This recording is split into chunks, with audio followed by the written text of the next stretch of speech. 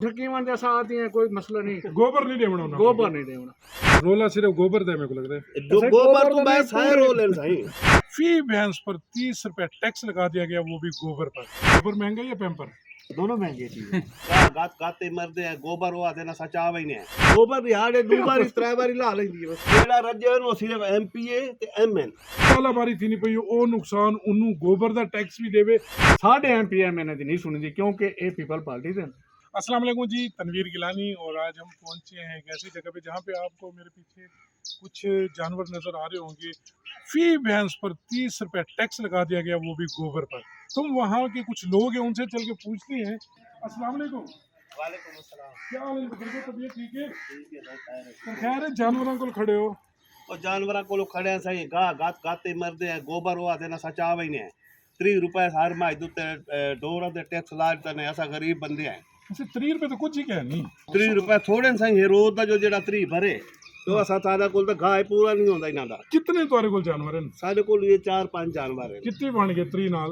30 नाल तो के 500 रुपया बंदा जेड़े जानवर है डेली डेली 15,000 रुपए महीना। 15,000 रुपया महीना असा कितु भरू असा तो वो जानवर को ही ने भी के कराए अच्छा, यानी कि जानवर खत्म करें दे। खत्म करे दे मैं ये गल सुन के मैं अपनी एक भैंस आई वो बंदर को खाली पई, हाँ हाँ। मैं वेच छोड़ी। क्यों? इस वास्ते बेची है भाई, हेक के इंदा 3,000 रुपया महीना भरा। ठीक है, लेकिन ये तो कोई गोबर अगर कैमरा मैन दिखाया बने तो गोबर कोई नजर तो नहीं आता पे। ओसा मेल के पर जमीन है, मैं सटे ने सारी जमीन खाता लग दी जे ना सटू तो लेकिन वो तो गवर्नमेंट वाले तारे हो तो जुर्माना पा रहे सी। चलो ठकीवन जैसा आती है, कोई मसला नहीं। गोबर नहीं देवना उन्हें। गोबर नहीं देना। साडे बाल थमियले रोंदे स्कूल में हम 30 रुपए खर्चा नहीं दे सकते। एक 2 किलो वाली साडी एक माचे 2 किलो दूध देंदी है मसे मेरे तो को सारा घर दा पूरा नहीं होता। साकू तो पता लगे कि जितनी बारी वो गोबर ने सी उतनी बारी 30 रुपए तक देवने बस नहीं मिलनी। वाले सलाम या समार मन या उन्हां मार छोड़ू। वे देख लो तो ये तो इतना सारा दूध कोई नहीं जितना साडा नुकसान है 30 रुपए ते गोबर दा। गोबर रिहाड़े 2 बारी 3 बारी ला लेंदी बस। अगे साल ते 600 रुपया टैक्स ला दिता सी जेड़ा वो बेल दे उत्ते आंदा पिए। 600 रुपया टैक्स उन जेड़े वदन सफाई वाले उड़ा तो पूछो करेंदे के वदन उन्ना दा आते वेखना कोई नहीं इंजे रश के भजाई वदन सारे मीटर हां मखा जेड़े ओ जो पंजाब सूत्रा होंदा पिए खा मखा दे दलालत पई खड़ी है। ए सारे जेड़े वो लोग इन पे कि जेड़े दही इलाकियां चलाने और वो वाकई परेशानी दी हालत विच भी होने जिवें अजकल बारिशां थीने पे ज़ाला बारी थी नहीं पई ओ नुकसान उन्नू गोबर दा टैक्स भी देवे। इवें कुछ बे लोग भी मौजूद है, दसो उन्हां नाल गपशप लेने। अस्सलाम वालेकुम सर, कितने जानवर हैं? जानवर 6 जानवर हैं। तो गोबर कितनी बारी करते हैं दिन में? 3 से 4 3 से 4 मरतबा। टैक्स दे रहे हैं? तो शुरू हो गया, अब लेंगे तो। कितनी बार लोग आ चुके हैं आपके पास? ये तो अब गवर्नमेंट का काम है। अब पहले वाला तो टैक्स उन्होंने मीटर भी लगा दिया। अच्छा, अभी इसका पता नहीं ये किस तरह के चलेगा। पैम्पर तो नहीं शुरू कर दिया? वो लगाएंगे इंशाल्लाह। पैम्पर सस्ता है? नहीं, वो भी महंगा है। गोबर महंगा या पैम्पर? दोनों महंगे चीजें। तो फिर क्या हल निकालेंगे आप? बस ये हाल तो यही है, फिर इनको बेच दें और क्या करें। फिर बेचना कोई हल तो नहीं।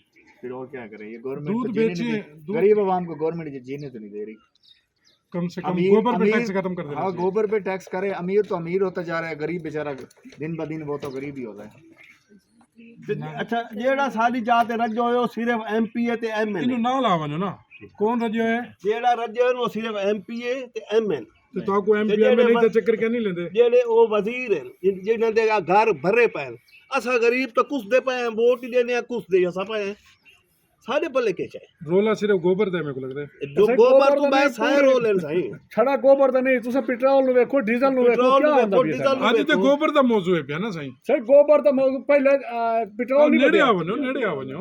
पेट्रोल नहीं बदया सही, डीजल नहीं बदया। बोलता घाट में असा लगे पेट्रोल काश्तकार लोग हैं, असा मुस्तारियां लाके फसलां गडे ने। असा तो गवर्नमेंट नु आखसू मेहरबानी करें सानू गरीबां नु ना कोवें, क्योंकि सानू को कि आपना आप नु महफूज करें दे पैन, सानू ना कोवें, सानू मेहरबानी करें, साडे ते जुल्म ना करें। एमपीएमए ने कोई तशरीफ तक है ना दे? एमपीए एमएनए से जड़े ना वो आंदे ने, लेकिन एमपीए एमएनए के करे सर गाल तो हुकूमत ही है। एमपीए तो हुकूमत ही अच्छा सुनो, साढ़े एमपीए एमएनए दी नहीं सुनी दी, क्योंकि ये पीपल पार्टी दे सुनी दी है। नून लीग वाले दी, नून लीग वाले जेड़े नहीं बने उन्हां दी सुनी दी पई है।